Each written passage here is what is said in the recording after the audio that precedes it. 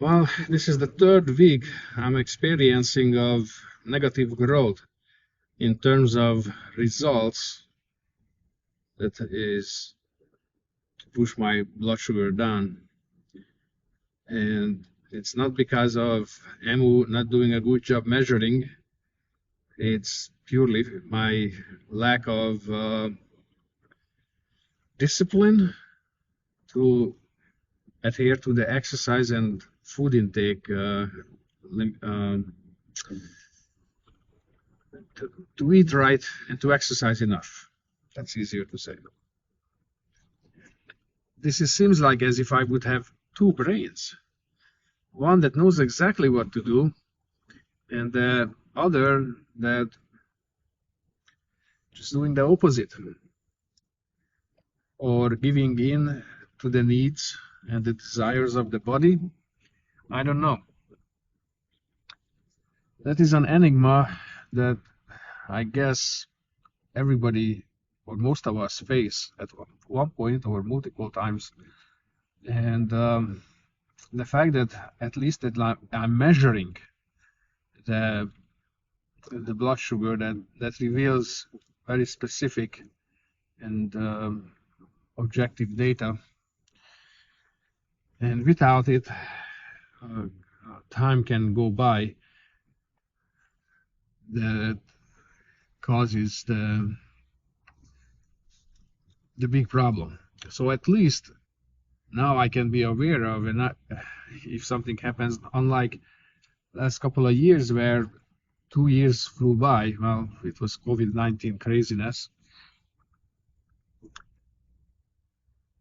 And not so things coming in our life where we lose focus for one reason or another, justifiably or less justifiably. Now the question is, what is this two forces in us? One that is telling my body, hey, do the intermittent fasting,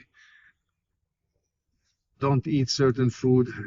Like yesterday, my wife brought home that Mozart chocolate, and I haven't eaten chocolate for months now, and I just kept going at it and ate a dozen or more of them. So yeah, I see the benefit of AMU is tremendous, giving me the data not months and years later, but now, and I have to face the music, and I think lasting change is a lot more plausible. We have the objective data. So, okay, I accept the fact that for the last 2 weeks, maybe even this week, I'm taking a step back, and so be it. But at least I know what's happening. That's very valuable to me. What about to you? How do you feel? Would such data help you? I truly hope it is helping many people. That's why I'm doing this channel. That's why I'm putting out these vlogs. Anyhow, I'm not a Superman with super capabilities. I'm just another fellow who has up and downs like everybody else. So it's not fun to see my numbers high because I was so motivated pushing my numbers down. Anyhow, we'll see. It's amazing when a student is ready, the teacher appears basis. I was just coming home driving, making the diary entry, and listening to randomly an audiobook from my library. Here it goes, highly relevant information. So I'm gonna play it here. Controls the body. Most decisions are not made by using logic, which we all recognize at least at an unconscious level.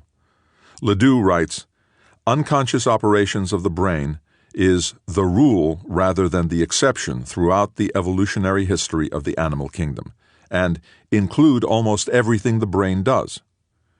In finding food, you have bookmarked a place where the good feeling of satisfying hunger comes out of opening the refrigerator door and grabbing something inside.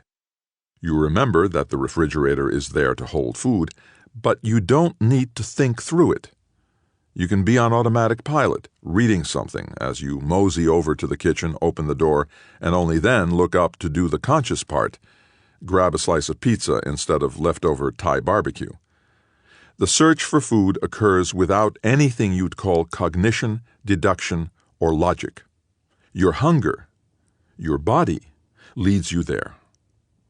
When a decision to act must be made instantly, it is made through a system of emotional bookmarks.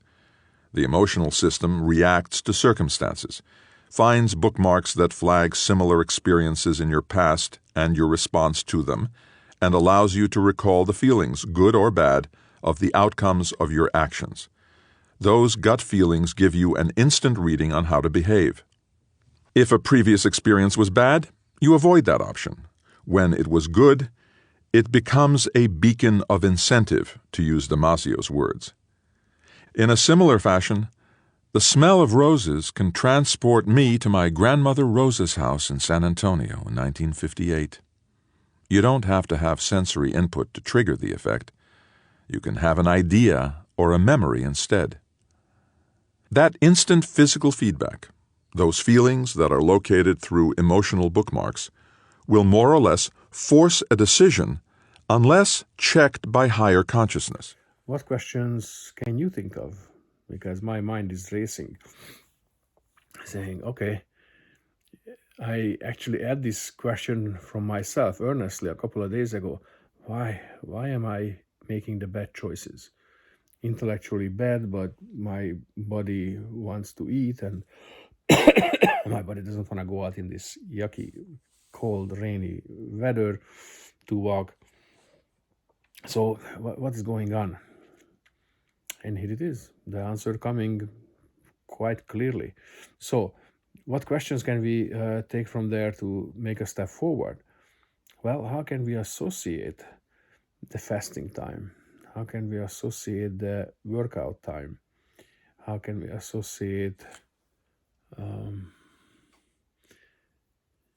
certain food that may not taste good to eat with positive emotions? So it becomes that what this guy called emotional bookmark.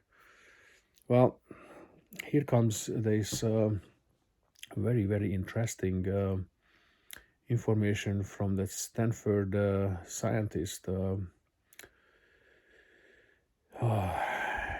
His name eludes me right now, but I will be playing a lot of his videos here. When he says motivation, positive motivation, just simply doesn't work long term. That's not how we are built. So yes, we can set long-term goals, such as for me, I want to get my optimum weight in a year.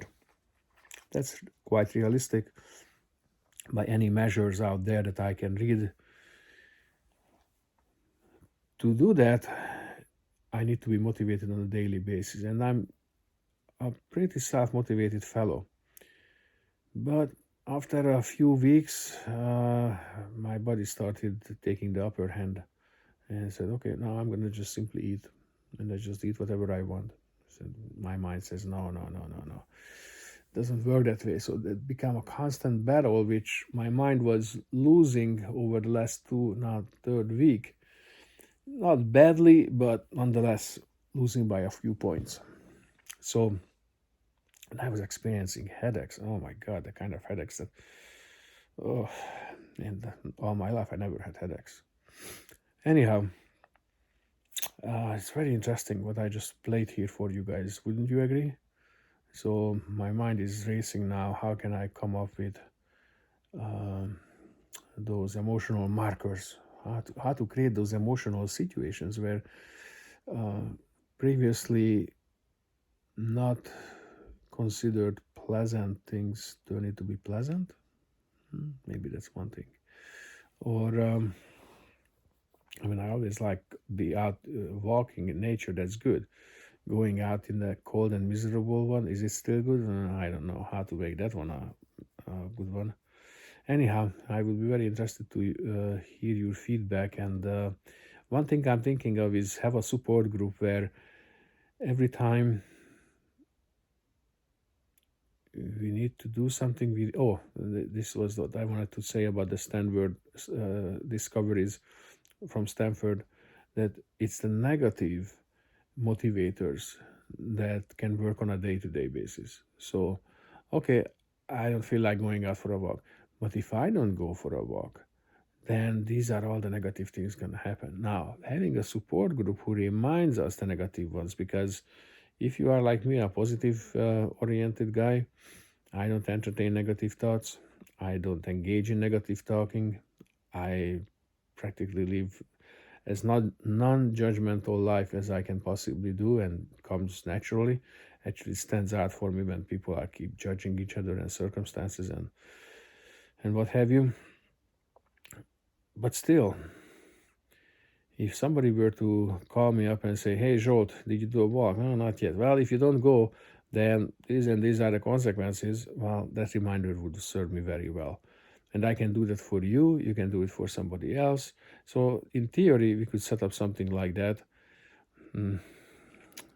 I think it wouldn't be the first time people trying to do it, but in the light of not this rah, hi, you do it, you can do it, this positive reinforcement just doesn't last long. And after a while, I wouldn't pick up the phone for somebody to tell me the rah. I'm self-motivated. When people want to motivate me, that turns me off. But remind me constantly that, hey, if you don't do this, do that, or if you do this, if you do that, these are the consequences, and it's quite severe. That's that would be the motivator. That's what the new studies are showing. I have no experience with that, but if we would have a good community and due time, we might have a community here. I don't know. We'll see. Let me know. The system is designed to work without the assistance of logic or reason. There's now an answer to the question, what were they thinking? They weren't. The whole point of the system is that you don't have to think. A classic experiment was performed in Switzerland in 1911 by a psychologist named Édouard Claparède. Claparède's 47-year-old patient had no short-term memory. One day, Claparède went in and shook hands with her, as he had always done. Only this time he had a pin in his hand, which stuck her. Although she had no memory of it after a few minutes, she would never shake hands with Claparède again. She had no idea why. She just got a bad feeling when he stuck out his hand. There was some residue of her painful experience that had connected itself to the sight of Claparède sticking out his hand, and she had what in a normal person we could call an intuition, a gut feeling. A normal woman couldn't explain those feelings either, but a few milliseconds later she'd remember.